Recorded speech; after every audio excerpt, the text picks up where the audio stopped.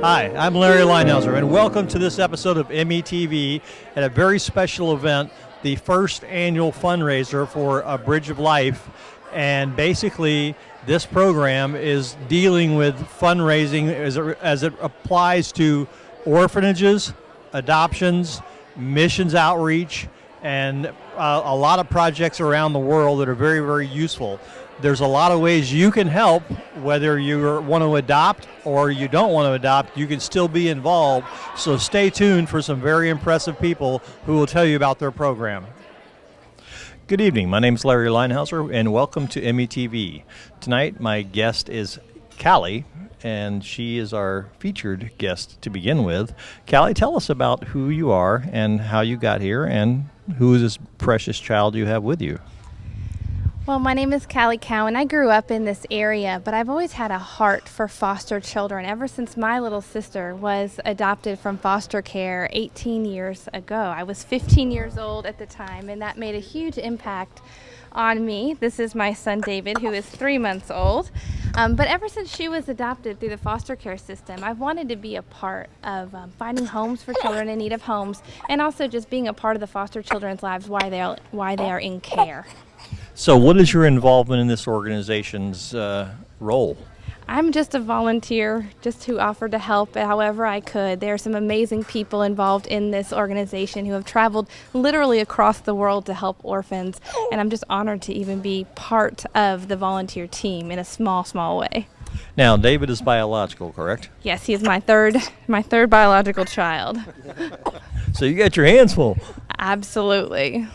Callie, tell us what the importance is of the adoption, the role of adoption and foster parenting, and what the importance it is for people to get involved. Well, right here in this area, there are almost 1,700 children currently in foster care. And those children, they need a voice. They have not gotten there by any of their own doing. And we want to be a part of ministering to them and meeting their needs in a very practical way. And what I love about Bridge of Life is that they do that. They connect people who care about children in foster care with practical ways to help foster parents and foster children in the area and even internationally. Well, thank you so much for your contributions to that, and we wish you all the best. Thank you. Welcome back to METV. I'm Larry Linehauser, and joining me now is Jody Jester, the Executive Assistant of Bridge of Life. Jody, tell me your role in this whole event. All right, well, I got to do a lot of different things. It was a lot of fun. We had the fortunate experience of working with Jenny Townsend all day. So she really just led our team and told us exactly what we needed to do, which was wonderful. And we just followed instructions and invited and did everything that we could to get as many people here tonight. Tell me the importance of the adoption process, the foster process. I was a foster parent for 12 years, and I adopted a daughter out of the foster system, so I'm kind of familiar with it, but it's been a number of years since I was actively involved. So tell me how it currently is and what the needs are. Sure. Well, I think the biggest misconception in our area is that there's some affluence, and a lot of people don't realize that we have a local problem. First of all, we have currently 1,288 kids in the 12th Circuit, which is Sarasota, Manatee, and DeSoto counties, and around 50 of those kids are adoption ready, meaning that we know that they'll never go home because their parents' rights to them have been terminated. So we do have a big local need, and we're just really wanting to raise awareness of that. First of all, we feel like if people knew, then they would be more likely to respond to that need. What is the process now in 2016 of the training? I know I had to go through a several week training process to become an adoptive parent. What is it now? Sure. So if you want to become a licensed foster parent, or if you want to adopt from our local foster care system, you would sign up to take what's called professional parenting courses, which is a 30-hour course. They usually meet one time a week for 10 weeks for 3 hours. During that time, you're getting a home study, you're filling out some papers, somebody's coming out to your house, asking you some questions, family history, that kind of stuff. So the whole process from start to finish takes around 4 to 6 months. What is the need in Manatee County and Sarasota County specifically for qualified adoptive parents? Yeah, so of those 1,288 kids that I mentioned, we have about 118 foster homes. So you can see that there are not adequate homes to take these kids. And then there is the adoption route, which you mentioned, and there are about 50 of those kids that are ready. It's basically the same process. It's that same class, it's the same home study, it's everything. You're just declaring up front that you're interested in adoption rather than foster care. Yeah, I know when I went through the process, basically, I was sort of amazed. I enjoyed the detail of what they taught, but the need was extremely high, and apparently that hasn't changed. No. What do you recommend to the local community to reach out and help these kids? So I think a thing that we keep saying over and over at Bridge of Life is not everyone's called to foster and adopt, and we recognize that, but we feel like everybody can do something. So supporting an event like this, getting more information, volunteering to tutor, taking a child out for their birthday, volunteering in some things that help support foster and adoptive families so that they can thrive and so that those placements can stay intact. We know that foster care and adoption can be hard and that there's a high turnover rate. So for those that raise their hand and they say, hey, we're up for the challenge, we want to open our home, we want to not only applaud those folks, but we also want to support them so that they can keep doing that good work. So how can they reach you guys? All right, so it's Bridge of Life. It's bridgealife.com, and that's the best way to get a hold of us. All of our contact information is there. And the final question tonight is, what do you want people to take away from this event and your process? I think it's twofold. I think we want to raise awareness. There are going to be a lot of people here tonight that just don't know that there's a local issue, or maybe even that there's a global issue. So we just want to heighten the awareness and let them know we have a need here.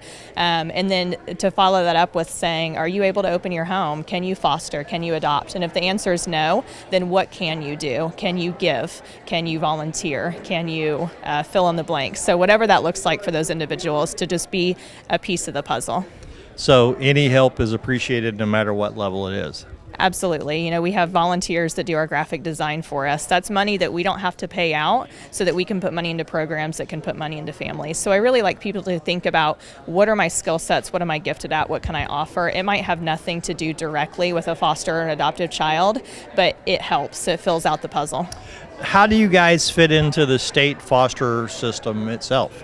We just want to partner with them. So we partner with the Safe Children Coalition, with Florida Baptist Children's Homes, with anybody that we can that's doing the hard work of daily child welfare. We want to support them, be their cheerleaders, and just help them advocate.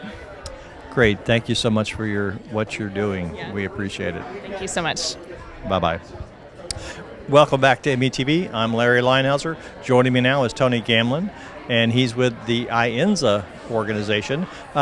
Tony, please tell me about your organization.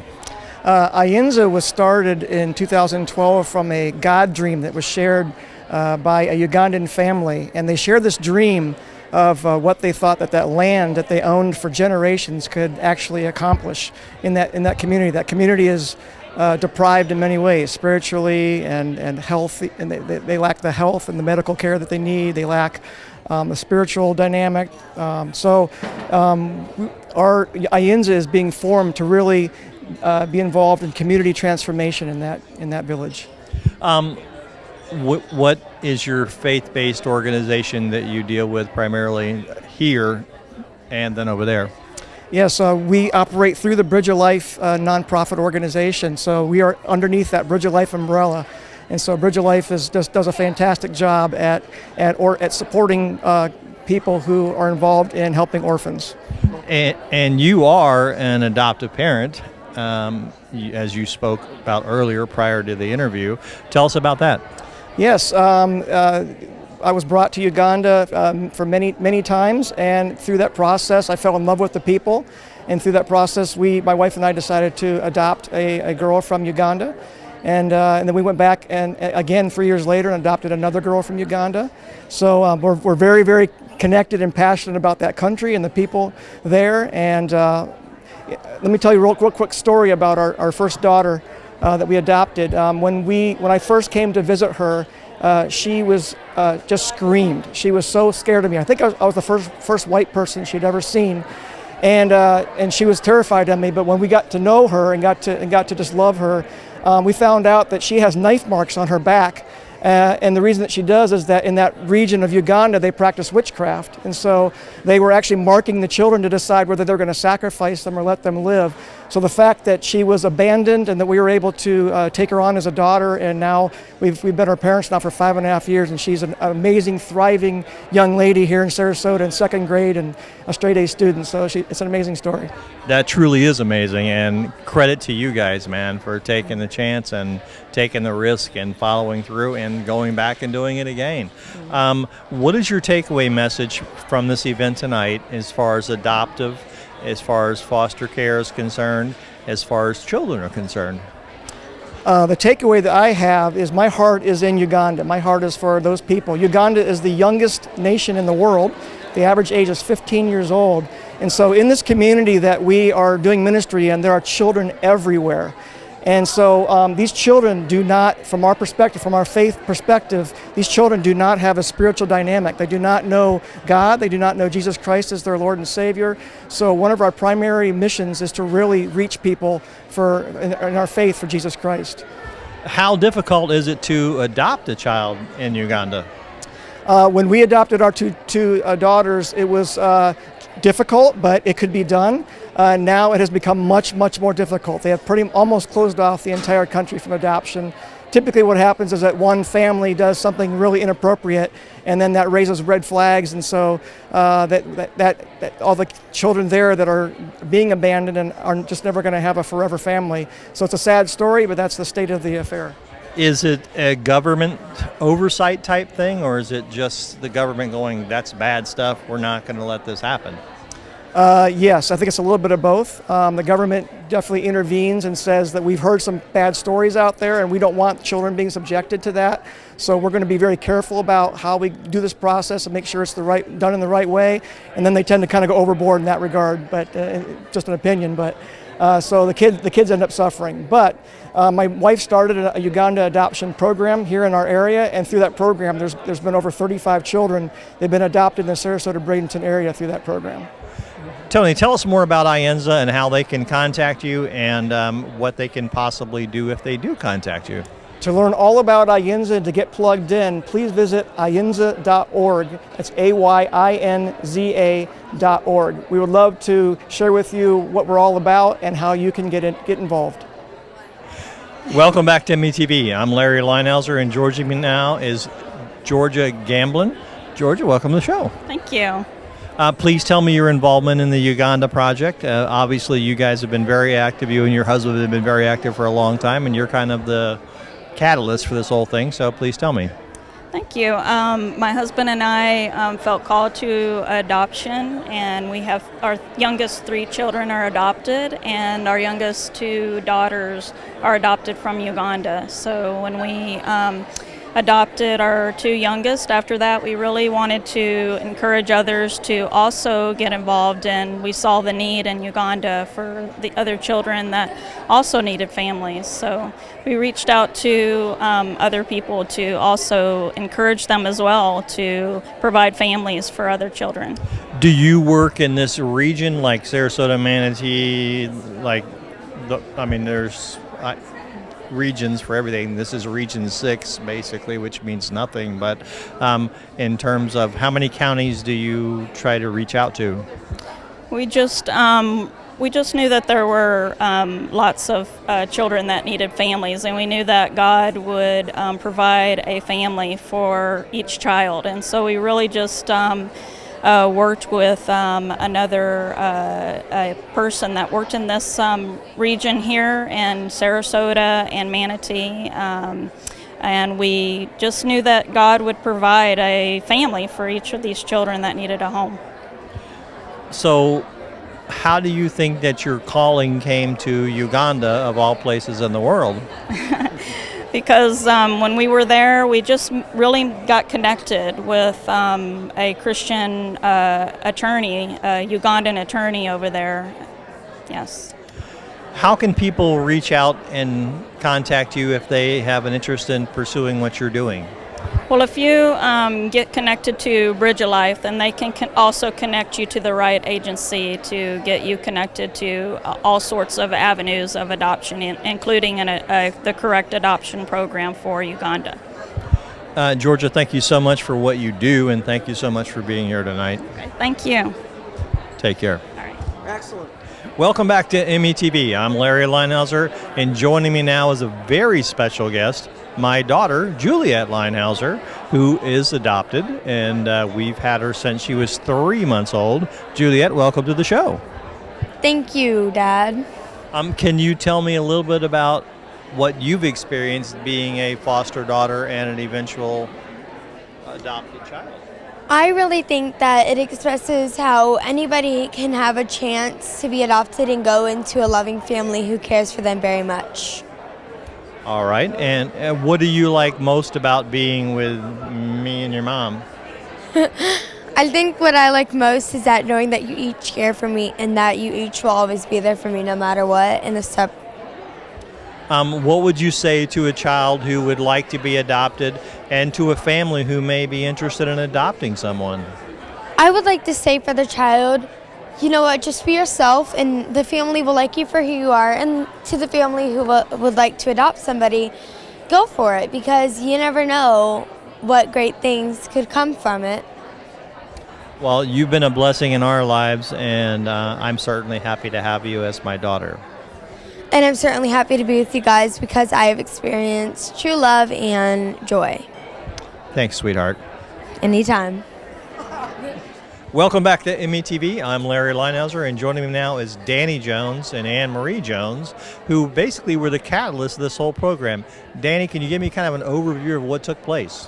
Yeah, so basically back in 2010, my wife and I, we had walked through a foster care journey and just kind of had this kind of burning in our heart to create some awareness in the local church for the needs that were right there in our own backyard. And as we kind of pondered that and chewed on that, what we realized is that there were other people with the similar longing or a similar desire. And so we just started a small group at our church. And over a period of a couple years, we got a really good kind of volunteer base. We clarified what our mission and our vision, what we felt called to do. And as we did that, things just kind of snowballed and evolved from there. And, we do a ton here locally, but we also have an international presence in Uganda as a result. So, yes. Anne-Marie, what's your take on this? I'm just so excited about what God's doing. Like Danny said, when we started our journey, we were surprised at how many people didn't know the local needs in foster care and adoption. So we had, right off the bat, we had 2 little babies. And, people would see at church and they're just asking questions. And we were just so surprised that people didn't know. So we're excited to be able to have an opportunity to share the needs. And not only to adopt in foster care, but everyone can do something, whether it's bringing a meal to a foster family or just babysitting, just doing what they can to help out. As a foster parent, I can relate to that as someone who adopted a foster child. Danny, what do you see the biggest need in this area being right now? I think the biggest need in this area is strong families who have room in their home or at a position in life where they can take in one. And they could rally their friends and their support structure to help them walk that journey, and they make it happen. In February, there were 1,288 children in foster care in Manatee, Sarasota, DeSoto counties. There were 118 licensed foster homes. That's 10 kids per licensed home, which you can't do. So kids end up in shelters, they end up in group homes, and they end up being moved out of the county. So more families who are aware of the need, because there are some amazing families in our community, as you know, Larry, and these families, if they were aware, I think they could do something. So that's part of our kind of what we feel our passion is to make sure this doesn't stay in the back room somewhere, but to bring light, shed light to it, because I believe there are families out there called to this. They just don't know that there's a ministry for them here. I couldn't agree more. I know that when I first went in, I was a foster parent for 12 years, and I could never say no. They would drive around going, we got a kid in our car, can you take them for the weekend? Well, a weekend turns into 6 months, a year, and the whole 9 yards. And then it's an a commitment, adoption. but yes, but Anne-Marie, I mean, what do you see? Do you concur with what? Absolutely. Yeah, there's just such a need. And like Danny said, our area is in crisis right now. And it's just, I think that if the word got out, more families would be able to move forward. And I just think that, like, as a church, to be able to support the families who are doing it, like Danny said, just rally around the families and just be a help, just be a friend. What church do you guys attend? So, Larry, we attend Bayside Community Church over off of State Road 64, kind of in the East Bradenton area. There are several Bayside satellites. So there are 6 Bayside campuses total. There's the East Bradenton, West Bradenton, East Sarasota, Hardy County, and the new North River campus, which is up in Ellington. Well, listen, thank you guys so much. Thank you. God bless you for what you do, and I wish you all the best, man. Thank you great. so much. Thanks, we Larry. appreciate you. Appreciate it. Thank you so much. Welcome back to METV. My name is Larry Leinhauser. Joining me now is Floyd and Bobby Price. And please tell us about your organization and what you're doing and what's your involvement with this evening's event. Floyd and I both serve on the board of Guardian Angels of Southwest Florida. It's an organization that provides homes for foster children, and we do that in a number of ways. We build homes. Actually, we have a campus in Palmetto that has 3 homes, and one of our main goals was to be able to provide homes large enough to accommodate sibling groups. One of the worst things in foster care that we have found is it's such a difficult time for siblings to be separated. They're already going through so much. So if we can find a place to keep them together, that's what our goal is. We have, we can keep up to 6 or 7 children actually in the homes right now. And we also have traditional foster homes that can take 1, 2, or 3 children. So it's our pleasure to partner with Bridge of Life. They have helped us in a number of ways. One main thing is they provide meals for our foster families. They have something called Stew Crew that meets together once a month and prepares meals and takes them to foster families. So our families have benefited from that a lot. Outstanding. Floyd, tell me about your involvement. Well, I'm on the board, and this gal's the boss. She runs the show and pretty much tells me what I have to do. But basically, things that have to be done out at the campus. For instance, right now we have, it's Roger Alvarez, who has volunteered literally thousands and thousands of dollars of his time to move dirt around and to grade our areas and smooth off the land. And they're literally hauling dirt back and forth out there right now to make about an acre area that we're working on smooth so that we can kind of make it a playground for the present time until such time when we put more houses on that land. Outstanding. How long have you guys been involved in this? About 2006 was when we were established, and we also partner with the Florida Baptist Children's Home. They are located in Lakeland, but they serve throughout the state of Florida, and they've been a great partner for us. And the chairman of Bridge of Life, Danny Jones, also serves on our board of Guardian Angels. So we're able to go back and forth with our plans and what needs to be done and support and partner with each other. Great. Where did the calling come from in your heart? Well, we just had a real desire to help children who did not have parents or who did not have the kind of parents who would take care of them. And as you know, for all of our foster children, I think maybe you've had foster children, they come from, the state removes them from their homes because they've been abused, abandoned, or neglected. And then the Safe Children Coalition places those children, they place them in our homes. And as Bobby mentioned, we can build up to 9 what we call foster family homes on this 1 9-acre campus that we have, which is called the Manasota campus because we serve Manatee, Sarasota, and DeSoto counties, this whole circuit. And so each of these homes, 6 bedrooms, 6.5 baths, they're absolutely beautiful homes. And we can put, as Bobby mentioned, really up to 6. We have had up to 7 there. We have, of course, Christian parents. It's faith-based. These parents are not paid a dime to be there. They live there free. They don't have to pay to rent the homes or anything, but they more than earn their stay. As a former foster parent and an adoptive parent, I can relate to the challenges of being in those positions, but it's certainly worthwhile and rewarding to me, at least. I have a beautiful daughter who I adopted, and then I have a biological son, but you guys are a true tribute to this community, and we thank you so very much for your efforts and everything that you do. Well, it is our pleasure, and it has been a community effort. We have had a number of organizations in the county between Kiwanis and Entre Nous and the Service Club and others that have just come alongside and helped us with so many things financially, and other volunteers. So it's not just us. We have a 20-member board that's all volunteers, but it's a community coming together to meet the needs of foster kids. It's a great ministry. It truly is. If people want to contact you, how can they get in touch with you? I'm going to let her give you that information because We she have a does it daily. we have a website, guardianangelsfl.org. guardianangelsfl.org. That's it. And if somebody wanted to learn a little more about us easily, they could go to that website. There's a little button there, a little video. Punch it, and it's a 6-minute video, which will tell you how we got started, and it will even show you the interior of the home, some of our social workers, some of our parents. You'll see a lot in that video. Thank you. Larry, Floyd. I just want to mention one more thing. You know, you talked about us being kind of running the show or trying to heading up the show, and that with reference to Guardian Angels. We don't really run it, and we certainly don't head it up. We do the best we can to help. But if you want to get back to who are almost the backbone of Guardian Angels, it would be Ed and Joanne Dick.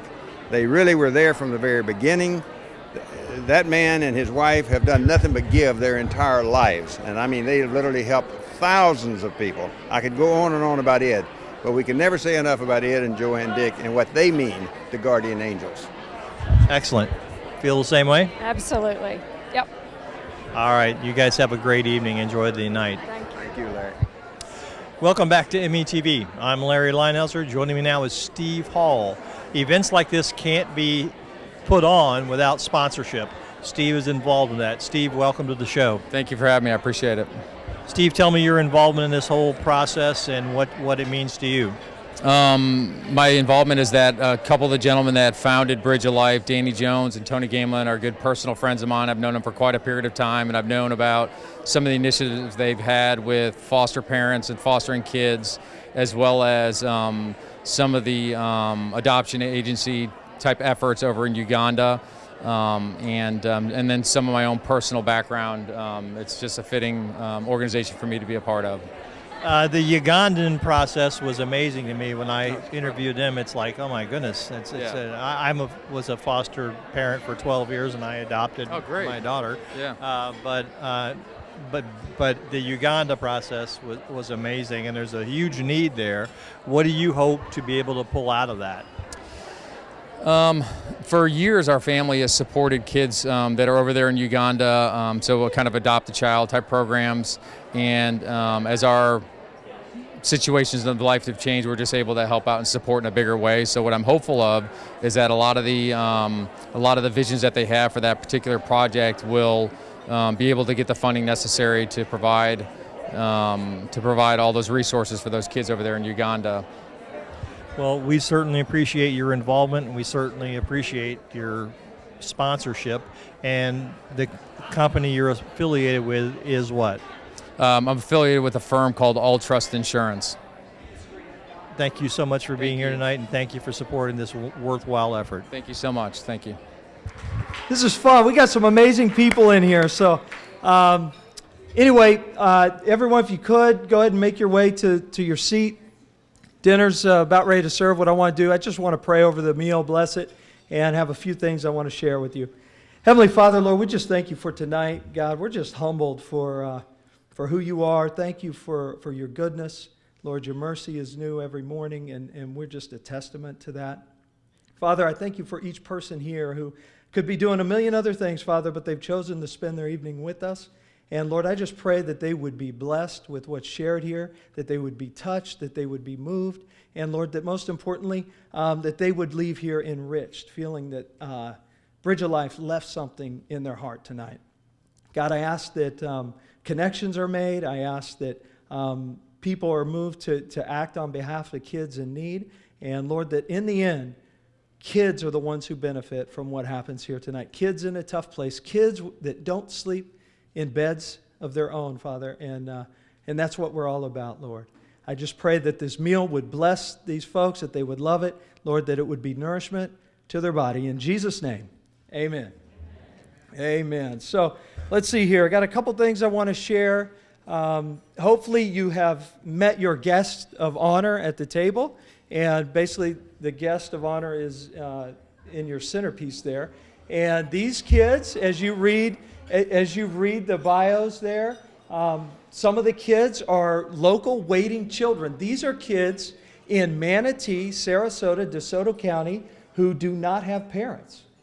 Their biological parents' rights have been terminated, or maybe their parents have passed on, or something like that. And anyway, these kids don't have a forever family. So make sure and read their bios. There are also children on some of these who are live in the community in Uganda where we do ministry every year. These are kids in need of a good quality Christian education, and they are in need of sponsorship, both in terms of tuition and boarding. So make sure while you're enjoying your meal and connecting with people that you read about them, because these are real people with a real challenge, and we want to make sure that we give voice to that. Oh, this night could not be possible without the sponsors who have helped us get to this place.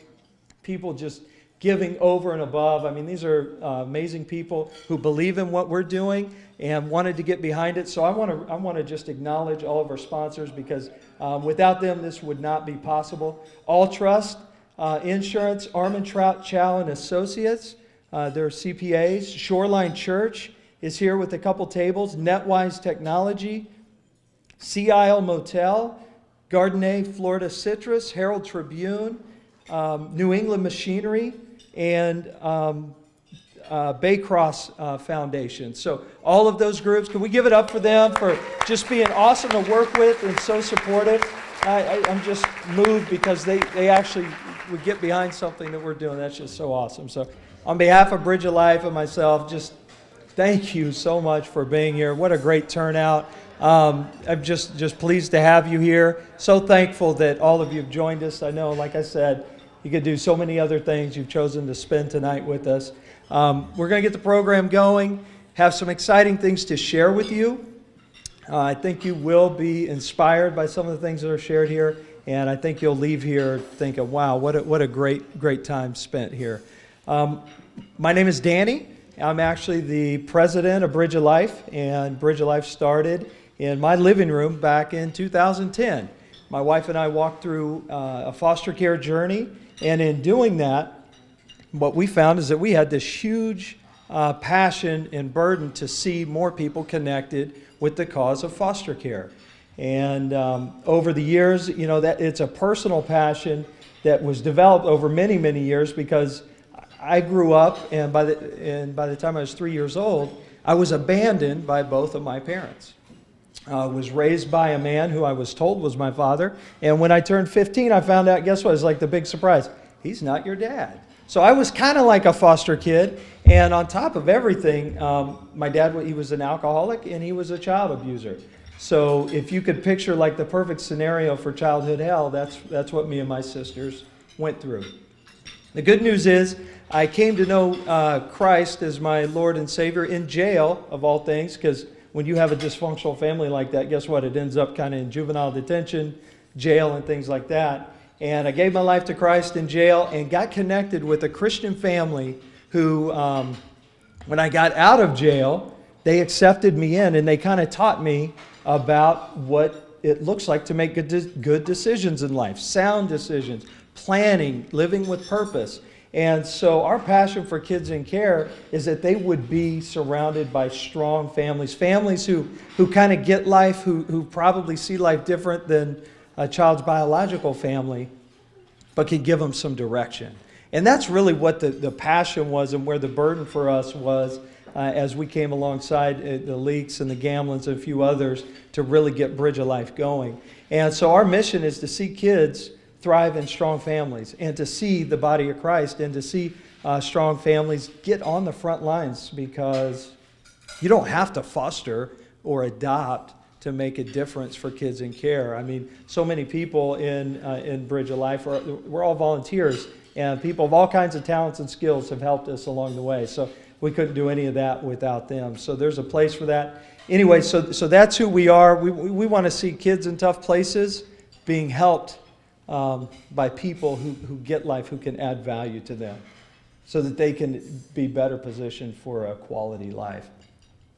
Let's see. So we do that. That's kind of who we are as a organization, and that's great. But what's the problem you're trying to solve, right? And so for us, the problem is here's the cold hard reality. We all live in a really amazing community. I mean, Lakewood Ranch, East Manatee, and all that. It's a pretty awesome place to live.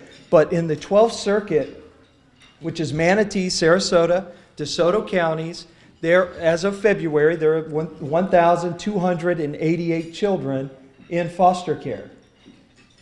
That's a big number. And that is actually, it's staggering when you think about it, because in our society, this community, you wouldn't really know that, you know. So, and then the even more troubling aspect is, with that number of kids, there are 118, as of February, I'm using old data here, 118 licensed foster families. That's like 10 kids per family. So guess what? No one I know takes in 10 kids. I think I do know a family that has 9. But that's a staggering number. So these kids end up in shelters, group homes, guardian angels, foster family homes, where they keep large sibling groups, or they get transferred out of the county to go to other families. So, I mean, it's a huge problem. Matter of fact, in February, there were 100 kids coming into care in the 12th Circuit, and Manatee County, of all the counties in the state, had more kids coming into care than any other place in our state. And the reasons for that, substance abuse is a big part. The heroin epidemic, we're kind of ground zero for that. But it's like in our backyard. So that's a big deal. And to me, I feel like we can do something about that. When a group this size gets together, has a conversation, we leave here thinking about this, seeing the pictures, we got faces here of kids in tough situations, that changes things. And that's why we're here. That's why we do what we do. So that's one part of the problem. There's really 3 parts. The second part is, in the U.S., there are 100,000 waiting children. And what do I mean by waiting? What that means is there are children who don't have parents. They're adoptable today if a forever family was identified. These are kids who maybe the parental rights were terminated because of decisions the parents made. Maybe the parents passed on. Maybe the parents are incarcerated for life, or they have a medical issue that they can't care for kids. But some of these kids are right here on our tables.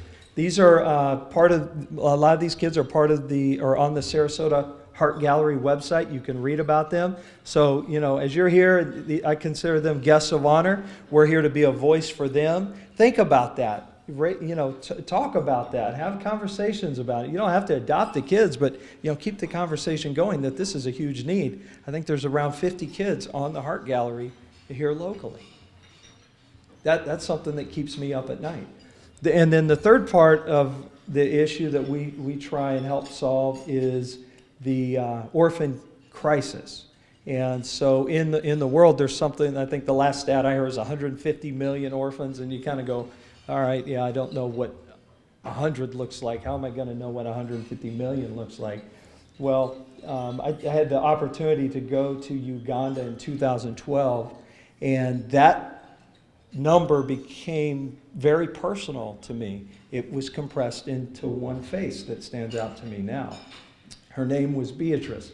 And Beatrice was a dying AIDS baby. She was probably 12 to 16 months old. I got to be her daddy for a day. The week we got back from the trip, you know, I cared on her, loved on her, heard her cries and her moans, her hurting, her just the pain she bore with her every day, and it still lives with me today. But she passed away the week we got back from the trip.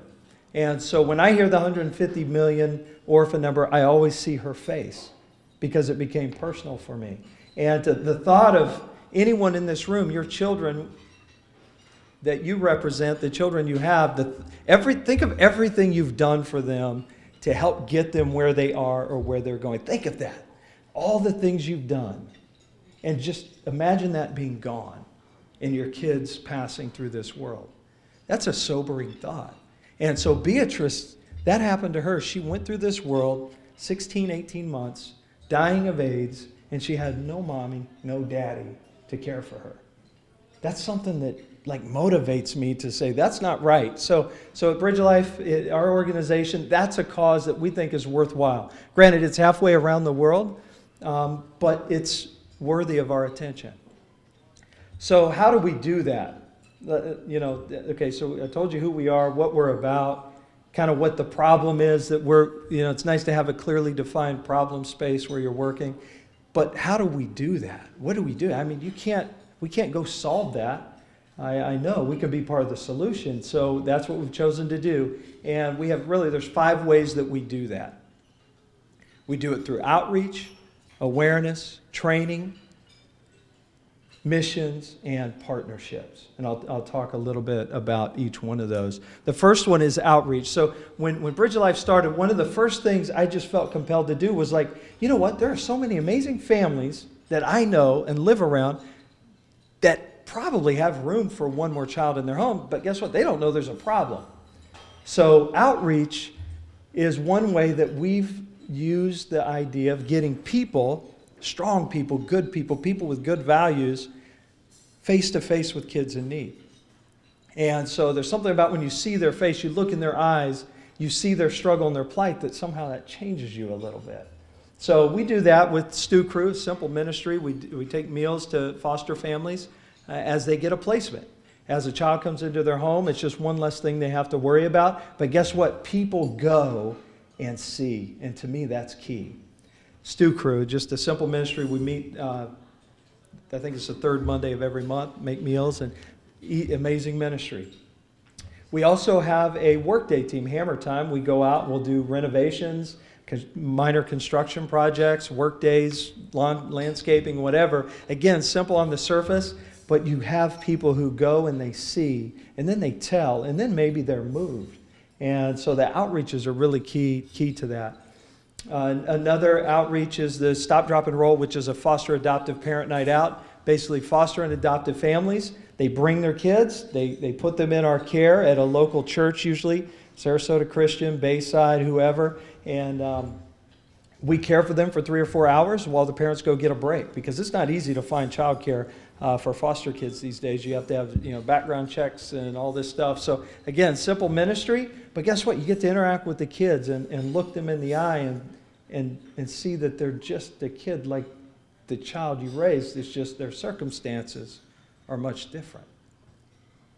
So that's the outreach part of it. We have a few others, Undy Sunday and Ladies Night Out, but to me that's a key piece. Matter of fact, you guys mind if I interrupt this broadcast for something real quick? Speaking of outreach and volunteers, Bridge of Life has been largely volunteer driven from its beginning up until November 2014 when we hired Jody Jester as a part-time executive admin for us, and she's changed the game for us because we couldn't do anything from 9 to 5 basically.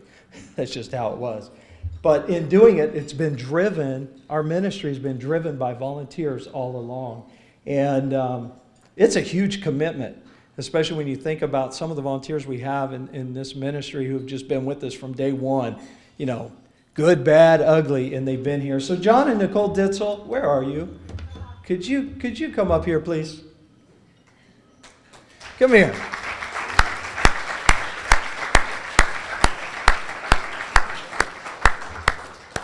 I got to tell you, this is an amazing couple. I remember the first time I met them was doing an Adopt-A-Block with Bayside. I want to say it was around 2009, 2010. Come on up here, guys. 2009, 2010. What's up? Sorry to surprise you. And I got introduced to them by Guy Bredding, Pastor Guy at Bayside, and I thought, what a great couple. I just felt like there was something we were going to do together. I just didn't know what. I was like, okay, that's a great couple. Well, they took a trip with us in 2012 to Uganda, and while we were there, their lives changed. And they got passionate about orphan care, and they've been serving in Bridge of Life ever since. I mean, John, does graphic design for us. I don't think we've ever paid for print material he's put together, ever. This guy's been amazing, and Nicole shows up to everything she can as she raises 2 boys, and they just give and give and give. And I'll tell you, people like this are who you want to be around, and the awesome thing about doing ministry, yeah, you get to help people, but it's about who you're doing ministry with. So with that, I just want to thank John and Nicole for their sacrifice and just how humbling it is to see them and what they do from day to day as volunteers. So God bless you guys. A little token of love, man.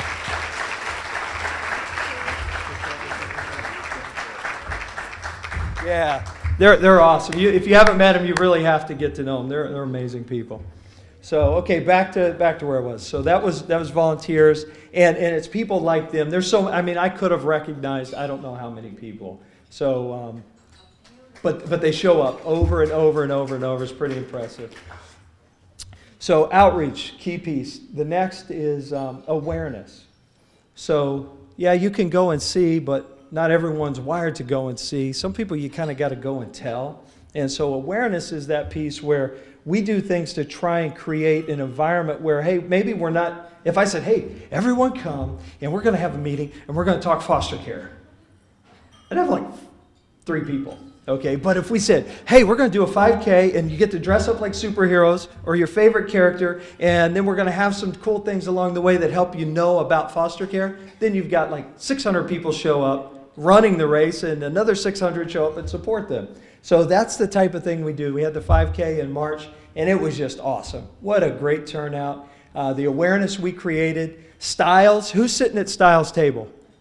Styles showed up. He's on the Heart Gallery. He showed up at the race. He sang a song on video for us. It was like the most moving thing to see him there. And he went up to one of the runners who had Styles' name written on his arm and introduced himself. You talk about, they were shocked. It was pretty incredible. But we do things like that. Orphan Sunday, we'll do a message, have a church do a message from the pulpit just talking about the needs for orphan care, foster care, and whatnot.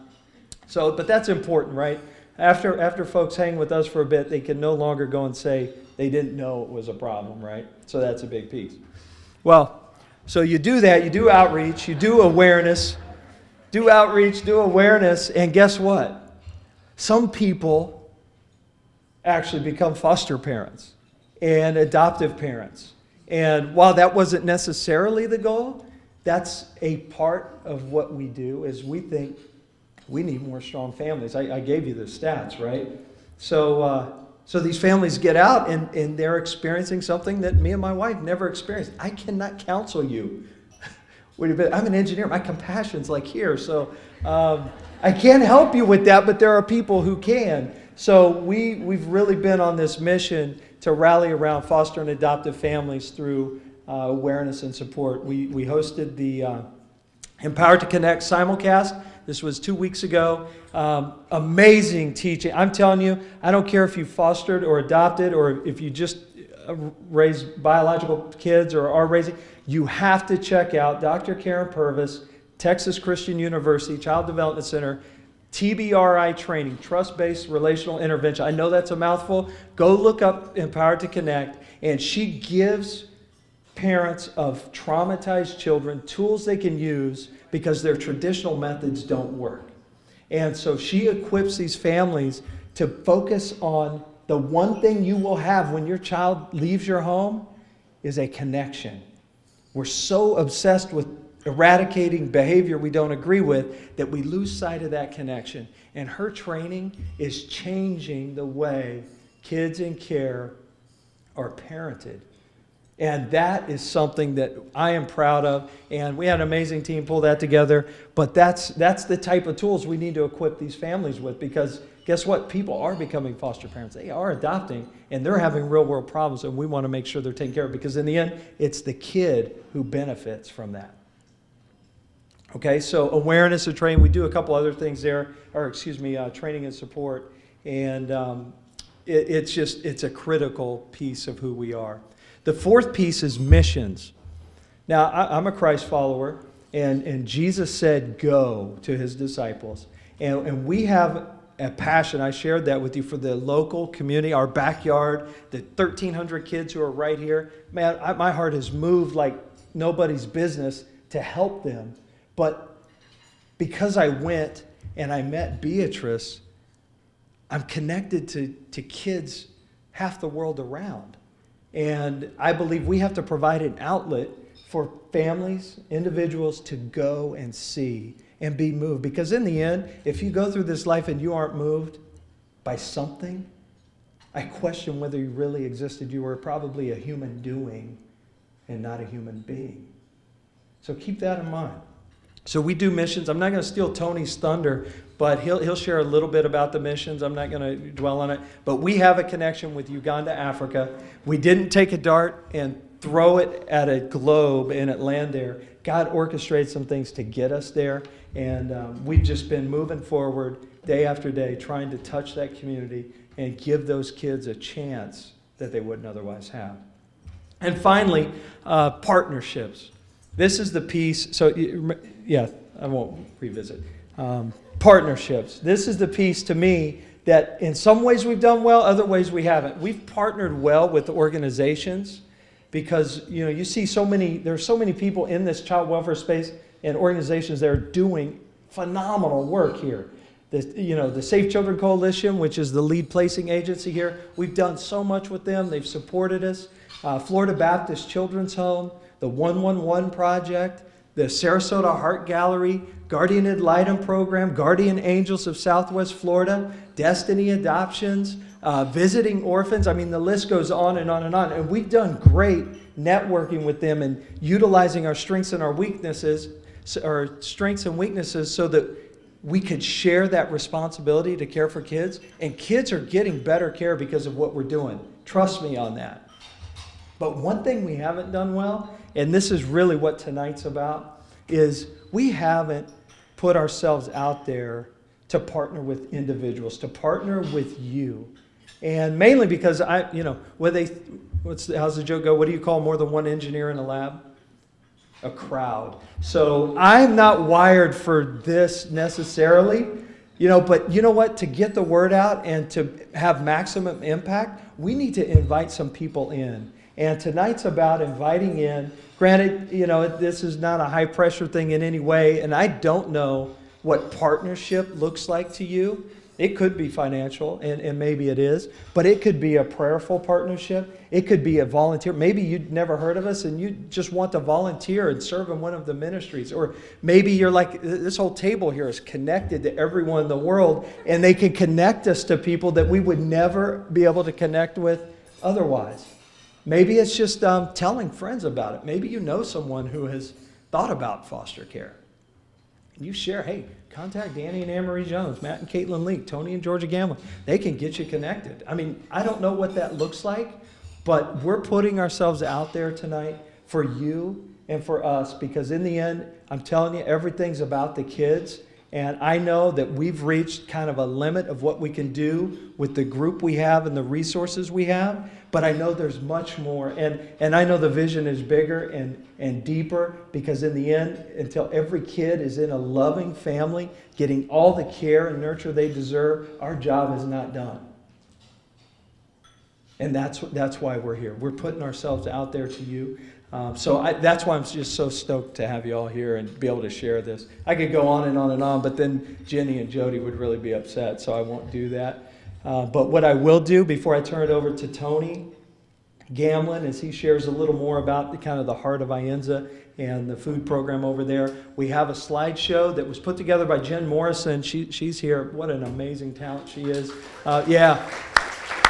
These are photos of people in Mpango, Uganda, who we meet and talk to when we send our 2 mission trips over there every year. And I just would love for you to look over to the screen and just get an image of the heart behind what we're doing there as you listen to this music and see the slideshow. Thank you.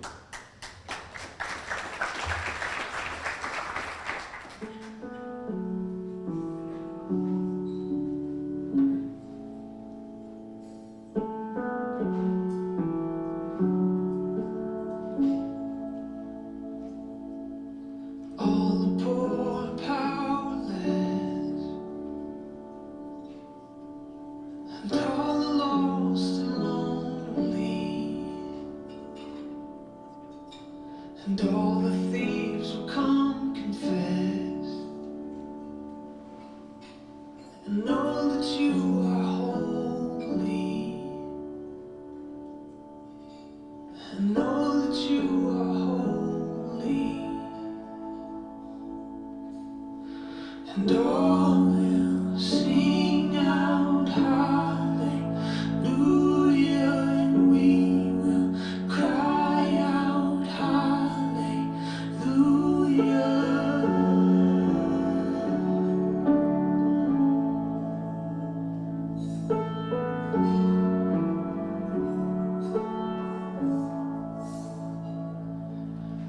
All the hearts who are content and all who feel unworthy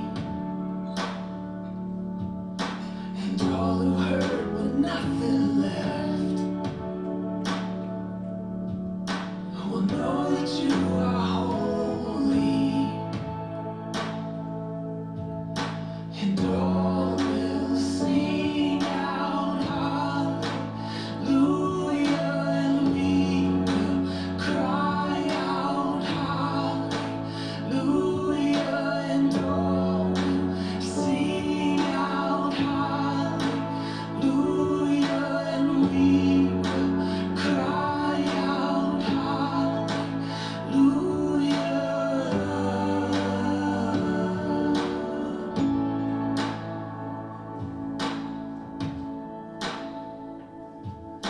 Shout and go on and scream it from the mountains.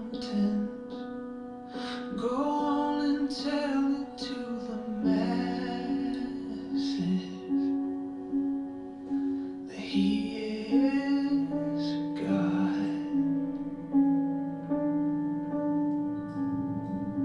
Shout and go on and scream it from the mountains. Go on and tell it to the masses that He is God.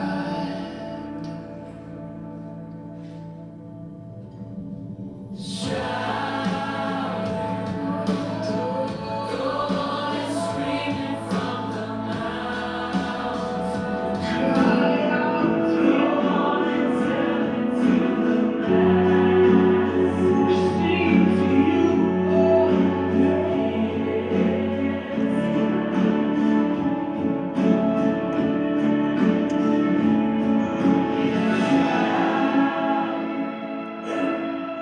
Go on and scream from the mountains. Go on and tell it to the masses that He is God.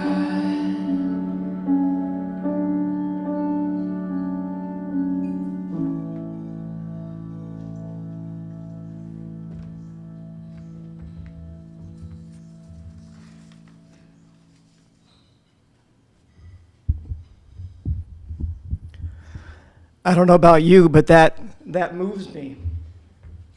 And I think the reason it moves me so much, I've seen it a few times, and every time I see it, I just tend to tear up. And that's because I have a relationship with these people. Our team, the people that go there regularly, we have a relationship with these people. We know these people. And so when I see them on the screen, I say, I know that person.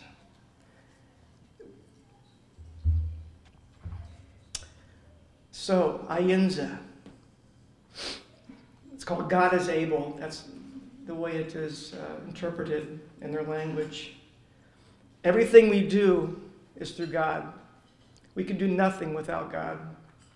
Brief history. Why Uganda? Danny said we didn't just throw a dart. Why Uganda? Well, it all started from a school teacher. Ooh. Okay. There we go. Let there be light.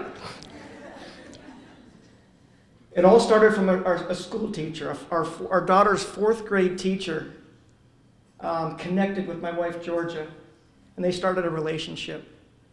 And that relationship fostered into them 3 years later asking me to come to Uganda to use my financial gifts to do ministry, to put a financial plan together for a large ministry there.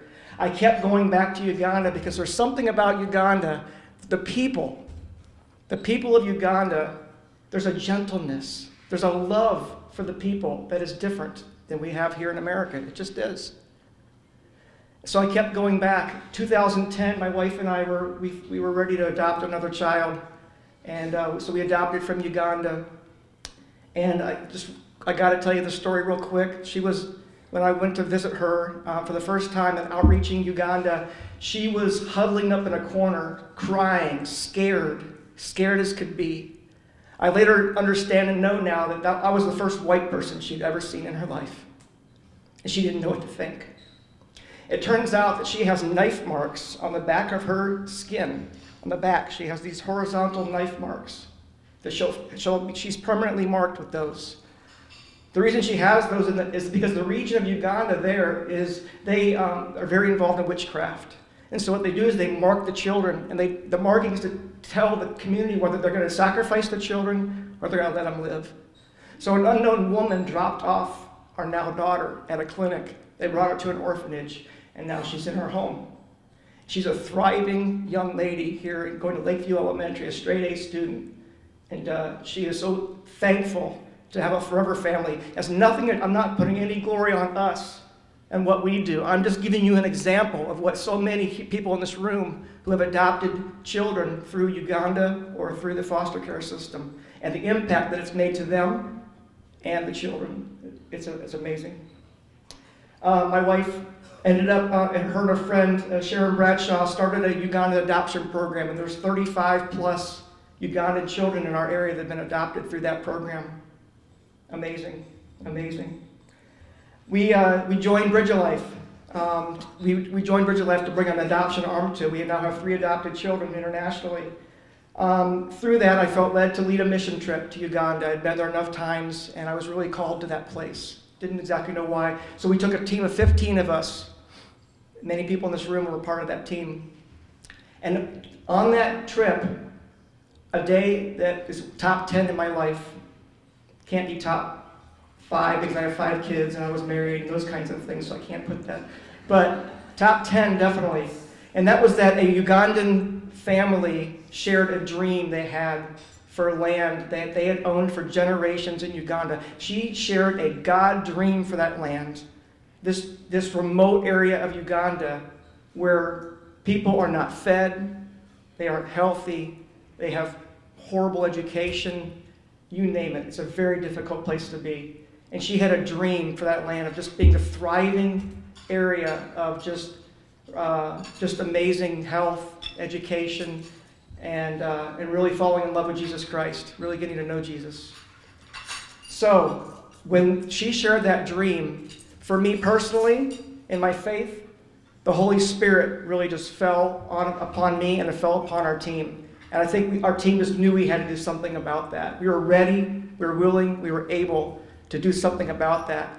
So I think since then, our team has met 75 times, I was approximating, in the last 3.5 years. So our team has been committed to this cause. I want to give a recognition to our team and the Bridge of Life board. If you're on the Bridge of Life board, or if you're on the Ayenza Vision team, or if you were previously on the Ayenza Vision team, would you please stand? Would you just please stand to be recognized those? Georgia, would you please stand?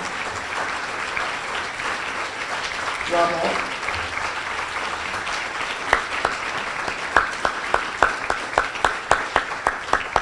These are the people that are making this happen. These are the people that are invested with their time, treasure, and so forth. So this family shared the God dream. We said, we're ready to take on the challenge. For me and for Georgia, my wife Georgia, and for many others, this is a life mission for us. I'm not in this for a couple years. For me, I'm in this until I can no longer go to Uganda. So I'm in it 20, 30, 40 years, whatever my health allows me to do. The family almost immediately donated 25 acres to us of their land for us to use. So at no cost, We have 25 acres. However, they have to get through the process of receiving official title to the land. It was very informal back then when they received the land. Everybody kind of knows it informally, but we're not willing to start building things on land that we don't have official title to. So we're waiting. And while we've been waiting, God has taken us on an amazing journey. And here's what it is. When we first got together, we spent the first couple of years of our existence as a vision team putting together a master plan. We have engineering drawings. I've got the whole booklet over here. We got all these buildings and things we're going to do and amazing things that God's going to do through us and so forth. And they may become a reality one day. But God's been teaching us very, very directly that it's not about the buildings. It's about relationship. It's about connecting. It's about partnering. It's about transforming. Buildings are not going to make that happen. It's connecting with people. So we thought we were going to be building a big orphanage. Hey, we're Bridge of Life. We do orphan care, right? So we thought there were orphans everywhere because all kinds of organizations in Uganda have built orphanages. Well, what's happened in Uganda is that back in the early 90s, there was 30 orphanages in the country. Today, there's over 800 orphanages. And what we've learned is that very wonderful churches in the USA and UK and around the world have built orphanages and funded orphanages and done great things for orphanages. What we're learning and what the country's learning is that orphanages have become magnets. A lot of them have become magnets for the Ugandans. Think and know that we can take care of the children better than they can, their own children. So they figure out ways to get their own children in orphanages. So the statistics that are coming out now are that about 90% of children in orphanages in Uganda can be probably reintegrated back into a extended family. So, wow. And we started asking in the village that we're ministering to, how many orphans do you know of in the community where they don't have a mother and father? We heard there were 2. So we had a master plan. We had done the Western culture mindset of coming up with this plan for having all these orphan children. We're going to take care of them and all these things. And we found out, you know what? There's really not a need there. However,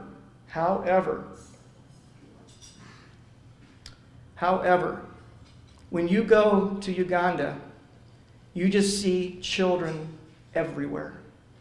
Uganda is the youngest nation in the world. The average age of a person in Uganda that's living is 15 years old. Contrast that to the United States, it's 35. So if you're older than 35, you're above average. 15 years old. That's amazing. So there's 30 million people in Uganda. 15 million of them are teenagers or younger. It's a huge issue. So children are coming through this culture of poor education. Sometimes they get their bellies filled, but it's not with nutrition. Sometimes their health is somewhat cared for, but usually not. Where our village is located, there is not a hospital. The closest one is an hour away. So people die from common things and so forth. I could go on and on about that. So we've been rethinking our master plan. So just to give you a quick glimpse of our master plan for the future when we do build buildings, we are looking at providing some social work into the community. Instead of building an orphanage, we want to become an orphan prevention program of sorts. Okay? We also want to provide some short-term orphan and special needs care because there are going to be children that need us. Absolutely. We want to construct a daycare facility, an early learning center, a medical facility, including pre- and postnatal care, a church and community gathering center. We want to grow agriculture, and eventually build a primary school or an elementary school, staff and guest housing, and bring power, bring electricity to this community for the first time. Can you imagine that? Can you imagine us trying to have this meeting today without electricity? We almost lost it for a little bit there. They don't have any power in the community. So, we have been discerning what to do, what our God is calling us to do in this regard. we are going to start with the basics. We've been discerning and talking and meeting with community leaders, asking them what we can do to help them, and we're going to start with the basics. So, right now, we visit the 4 elementary schools in the area, in the community. They are in tough shape. There's no textbooks. The teachers don't show up. The students don't show up. Very little class planning. Anything you could think of that would be dysfunctional in a school, you can imagine it being there. So, the one thing that we wanted to start doing is sponsoring children to get a great education. So we're identifying children, the most needy, but also the children that are motivated to learn. And we're taking them from that community, and we're boarding them at a school, in a fantastic school in the capital city of Kampala. It's a 5-story high, 1,000 children elementary school. It's called God Cares. And it is a biblically based, the teachers wear ties and shirts. It's extremely well run. It's an amazing place. And Rebecca Ronan over here, our team member here, she's intimately involved with that ministry. She has been for I don't know how many years, 10, 15 years. They sponsor some 700 children. So we've decided to be part of their program. So we are currently sponsoring 22 children from the village that we're ministering to have a fantastic education. So if you want to be part of sponsoring a child, we have 4 children in this room. I'm not sure which table they're at. There's 4 children that need sponsorship. There's one back there, and so forth. And it's $35 a month to sponsor them for their education, and it's $35 a month to sponsor them for boarding them at the school, because they're 2 hours from our village. Or if you want to sponsor their entire involvement at the school, it's $70 a month. I encourage you, if that's a way that you feeling tugged at your heart to help a child, a very tangible way to help a child, that's a great way to do it. The privilege we get with these children as people that we go there every year is that we get to meet, we know these children. We get to go to their families' homes and dine with them a little bit and pray with them. And so it's a unique opportunity to sponsor children that you know that we know them intimately. So I encourage you to consider that. If you're here today and you're interested in that, please let us know. Please fill out the card on your table regarding that. One amazing story, one of our 22 children that we sponsor, his name is George. I think George is 17. George is a true orphan. He has no parents. And we took George and sponsored him to go to God Cares at their high school. George got there, being from this remote village in Uganda where the education system is horrible. I've already described that. He got there, he tested. They now call him the smart kid, the bright kid. He is one of the smartest kids they've ever had at their school. He's amazing. He knows it. He just knows it. He's never had an opportunity to learn things. But it's like finding that gem of an athlete out in some remote village or whatever. Well, George is this gem, and he wants to be a doctor. Imagine that. So we are going to be partnering with George throughout his education into college, and we have hope and guidance with George, and hoping that he will one day become a doctor, and he will come back to Mapango and be a doctor in our medical facility. And that's the kind of thing that we want to do. We have, some of the kids want to be teachers, some of them want to be lawyers, some of them want to be whatever. We want to invest in these children and then hope that they want to come back and be part of what we're doing in Mapango. What we have done so far is we've hired a leader, a Ugandan leader in the community. His name is Kadu Iriab. And he is a wonderful young leader in this community. So we are so thankful to have Iriab. He's there every day. He's full-time for us in the community doing this work. So we communicate often with Iriab. Another thing that we absolutely want to do is just improve these existing schools. So we're coming up with all kinds of ideas on teacher incentive programs and all kinds of ways to improve these schools. But the one thing that we kept hearing from the community, we kept receiving, is that the children come to school and they receive no lunch. So they show up at 7:30. They're there all day. They're supposed to learn. They leave around 5. They have a longer day than we have here. And they receive no lunch, no food. And most of the kids are not able to be fed before they get there. I don't know about you, but that makes for a very tough learning environment. So what happens is that kids don't show up, they don't come. Teachers aren't fed, so they don't show up. There's no major incentive for the teachers to show up. It involves all kinds of kind of a snowball effect. So we believe strongly in starting a school lunch program for the community, and that's what we've done. So we've already started it. There's 1,000 children in the community at 4 schools. We started with 2 schools, and we built a kitchen at one of the schools, and there's the kitchen. And that was just built 6 weeks ago or so, 7, 8 weeks ago. This is recent footage that we got that Kadu sent to us. And every day now we are feeding 300 children from this kitchen at 2 schools. And what's happened is what we hoped and expected. Attendance is way up. Imagine that. If you're going to be fed, hey, let's show up, right? And teachers are showing up.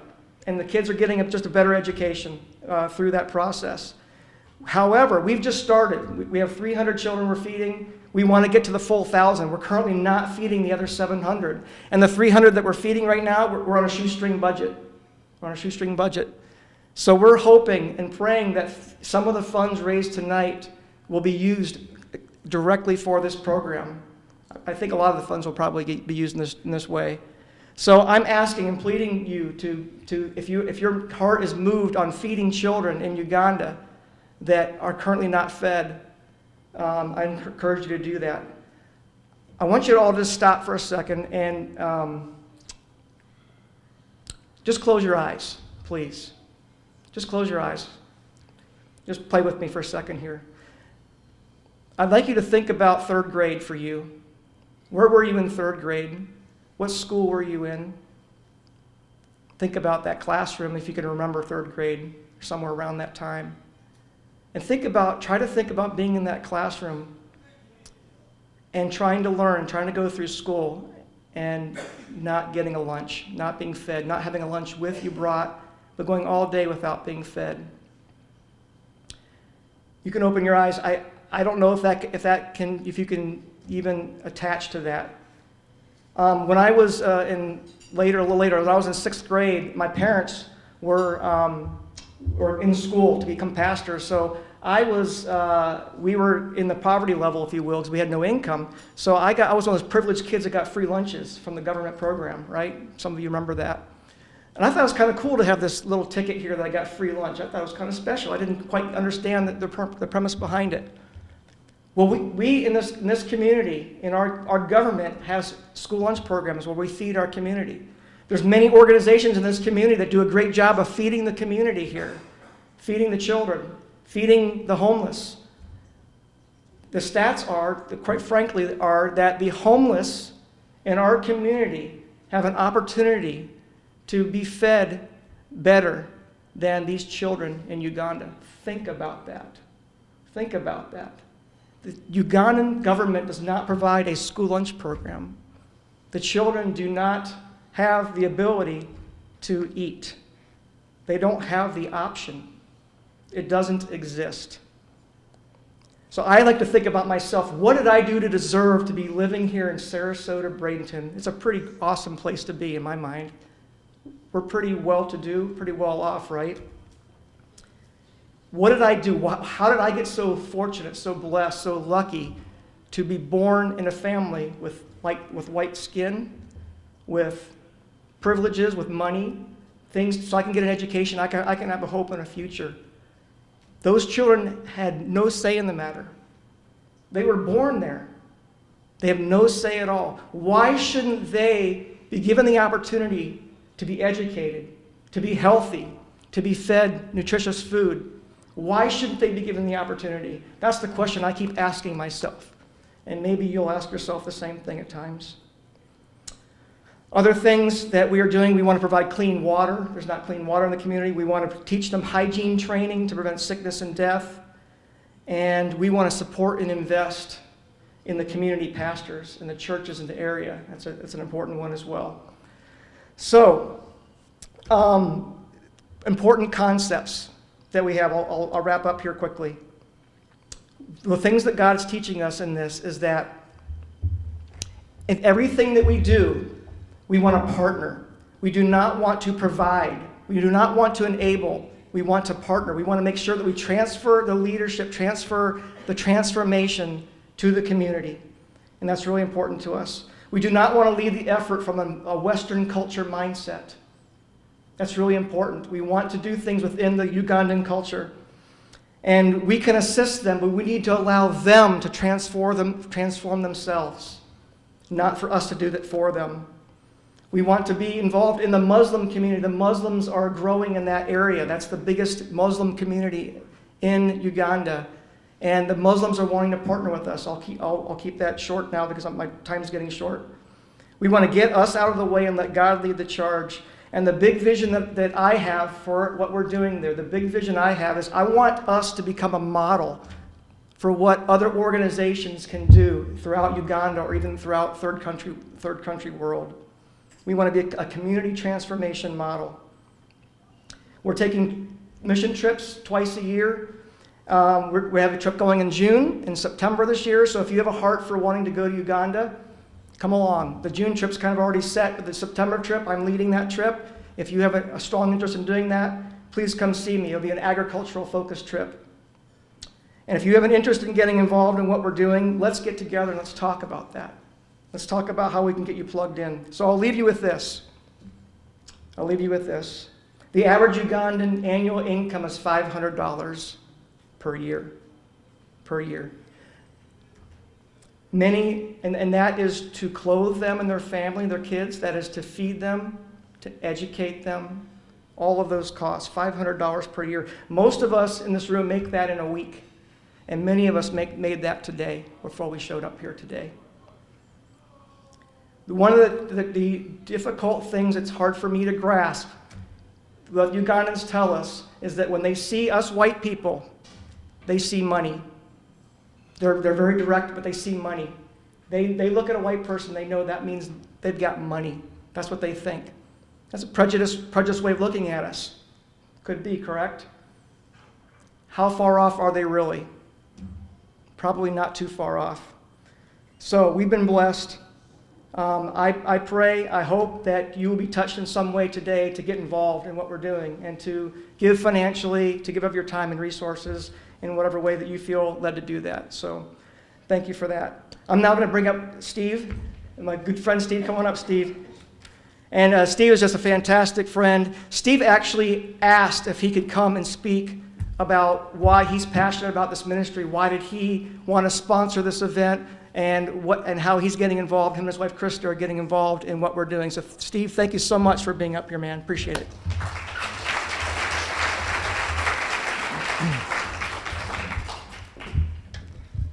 It'll be apparent here in just a second. I'm not a professional speaker like my two buddies over here, Danny and Tony, but great job. And I did feel compelled to say something, after hearing some of the information that was shared that's going on in our community with all the kids going into foster, all the problems with the heroin epidemic and things along those lines. It's frankly overwhelming. And my wife and I feel that we've been blessed and we're just in a good position to give back. And so I thoroughly enjoy doing that. But to back up a little bit, several years ago through our church, I got involved in a small group and met Tony and got to know him really well, as well as some others, as well as I got to know Danny really well.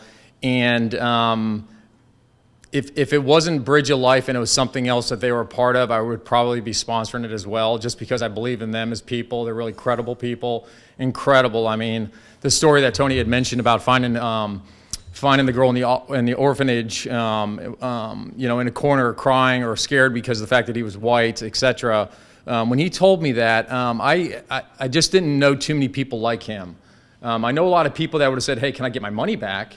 But not too many people that would have followed through. And actually that orphanage, I believe one of the orphanages over there ended up getting closed, and a variety of other things happened as a result of him. And I was just really taken by that. The other reason was that, like a lot, I have a colorful background, and when I was a young kid, I actually got sent away for a little bit to live in a foster family in Panama City. The name of the family was the Hutchinsons, and I think I was 12 years old at the time, and I was there for about 6 months.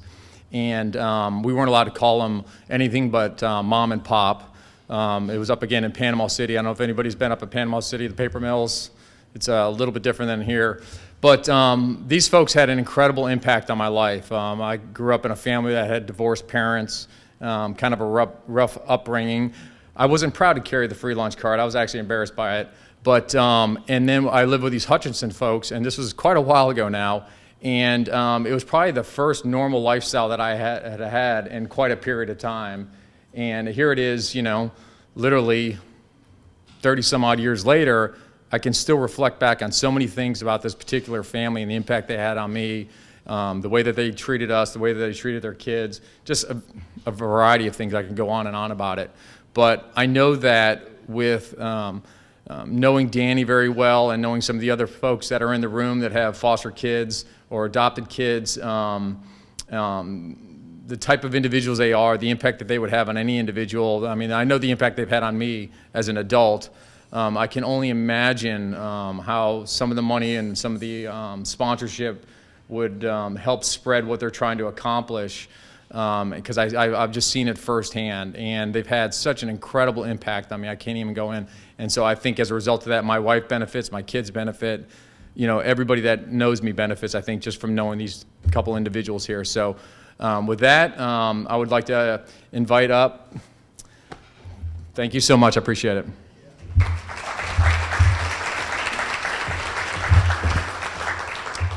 Well, y'all have probably heard the quote that if you choose a job you love, you'll never have to work a day in your life. And as an employee of Bridge Life, I have the privilege of closing out tonight's program and also continuing the conversation with you all about one of my life's biggest passions, which is caring for at-risk and vulnerable children. For me, foster care and adoption began as a personal journey, so I'm so thankful now to be in a position to work with a group that aligns with my passion. 7 years ago, my husband and I began the process of becoming foster parents. And at the risk of oversimplifying our story, within 2 years of that decision, we adopted a sibling group of 6 children from foster care. Almost overnight, we went from a family of 4 to a family of 10. So the risk in sharing our story is that I never want anyone to get the idea that your story will look like ours. While we never imagined our family would look the way that it does, this is how God wove us together. So whether you're already in the world of child welfare or you're thinking about it for the very first time tonight, I know that your story will be equally wonderful, and it will also be very different. Most of us are not called to adopt 6 kids, amen? Many of you will not be called to adopt 1, but I feel so strongly that we are all called to do something. What I want to spend my time with you tonight talking about, though, is not the people that are in this picture so much as those that are not represented in this picture, but they're just as much a part of our family. They are not foster or adoptive parents, but they have breathed life into our family. The people I'm going to tell you about are the reason that we could say yes to 6 kids, because we knew we would never have to go a day alone. When we shared the news of adoption with our friends and family, we wondered if they would tell us that we were absolutely crazy, and we wouldn't have blamed them. Instead, they cheered us on, and they told us that we could do it. They threw us an adoption shower like you would not believe. Mattresses, bedding, towels, bigger pots and pans, bigger everything. One friend brought us dinner every Wednesday night for the first 18 months.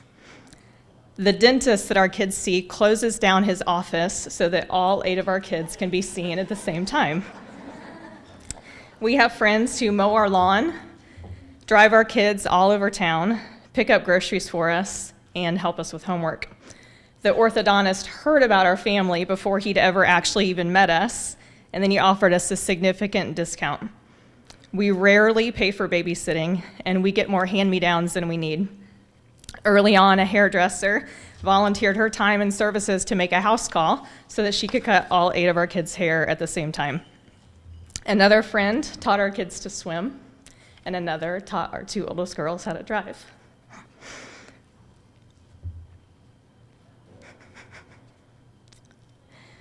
Our friends and family have made birthdays special by attending parties and by taking our kids out to celebrate their special day.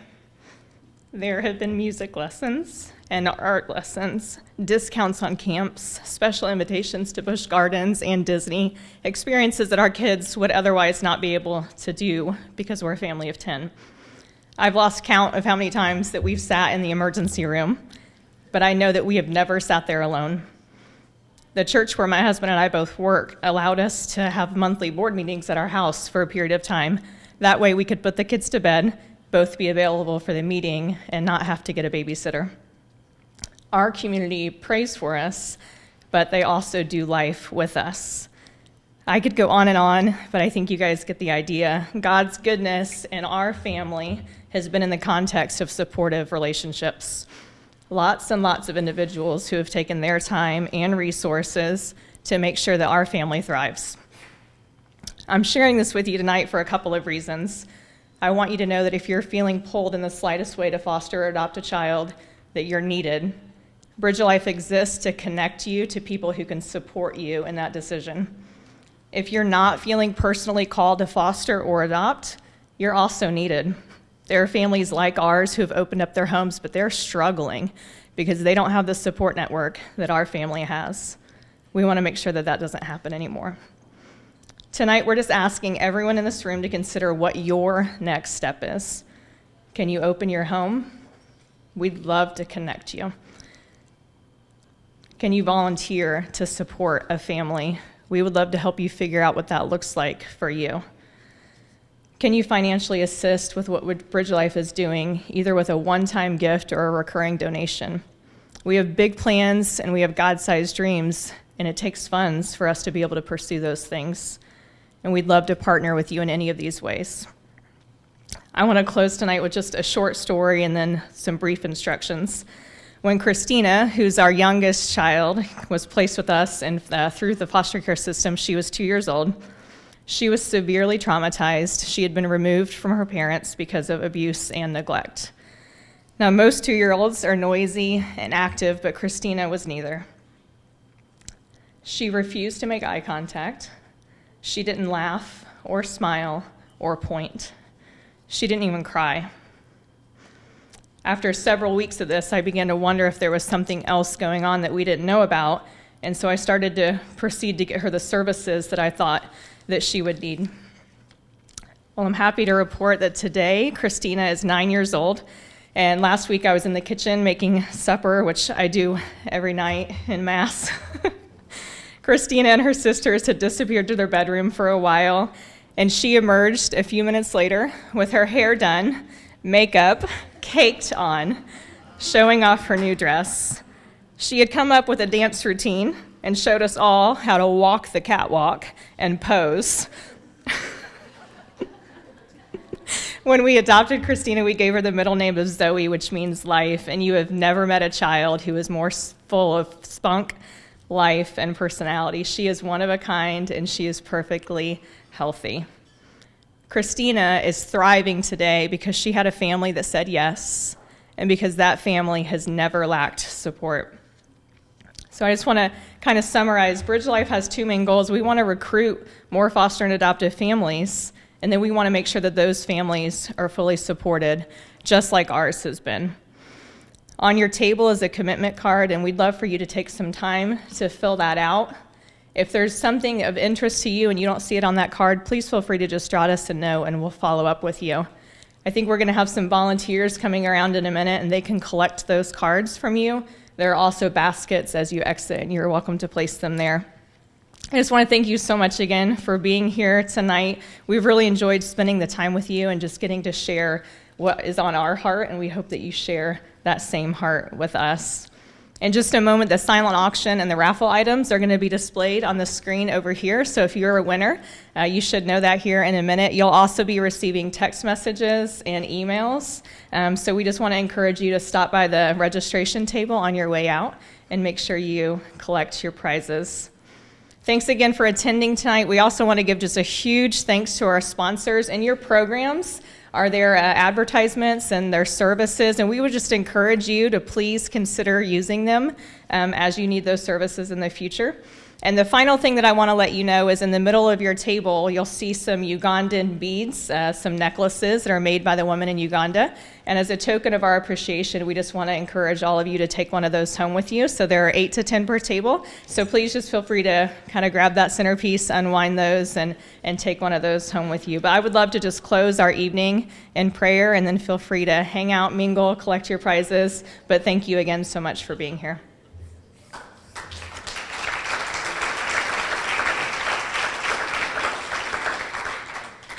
Let's pray. God, we're thankful just for the opportunity to come together and just to hopefully learn something tonight, to have our hearts united, and just to know that everybody here has a part to play. And I pray that that's just the piece that we take home, no matter where we're at, no matter what seat we have at the table, that there's something that we can do to make the difference in a child's life. So that's our heart tonight. That's our prayer, is that we would just go out and do that, and that we would see clearly what it is that you're calling us to do. Thanks for everybody here. Thanks for them giving up an evening. Thanks for their generosity just to be here and to support Bridge of Life. And Father, we just hope that it all points back to you, and that ultimately kids are benefiting because of what we've done here tonight. In Jesus' name, amen. We want to thank you for joining us for this very special evening and a very special event. This is a very worthwhile cause. We're asking you to please go to bridgeoflife.com and find out how you can contribute in any capacity that you want to. So on behalf of myself, METV, and Juliet, Thank you. Bye. we'll see you next time. I'm Larry Leinhauser. Good night.